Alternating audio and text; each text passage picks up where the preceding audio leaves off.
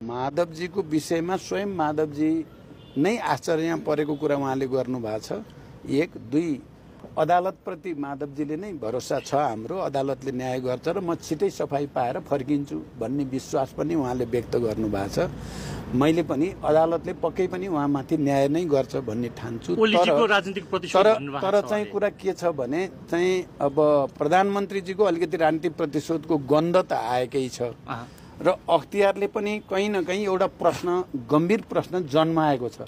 त्यो के भने पहिला अख्तियारले नै प्रधानमन्त्रीको बारेमा, कुनै पनि प्रधानमन्त्री र क्याबिनेटको डिसिजनको बारेमा अख्तियारको नीतिगत निर्णयको विषय चाहिँ अख्तियारको क्षेत्राधिकार भन्दा बाहिरको कुरा भएको हुनाले ललिता निवास प्रकरणका सन्दर्भमा बाबुराम भट्टराई र माधव नेपालजीको बारेमा जे प्रश्न उठेको थियो, अख्तियारले यो हाम्रो क्षेत्राधिकारभित्र पर्दैन, जे गर्नु छ क्याबिनेट नै गरोस् भनेर चिठी लेखेको मैले आफैले हेरेको छु त्यो चिठी।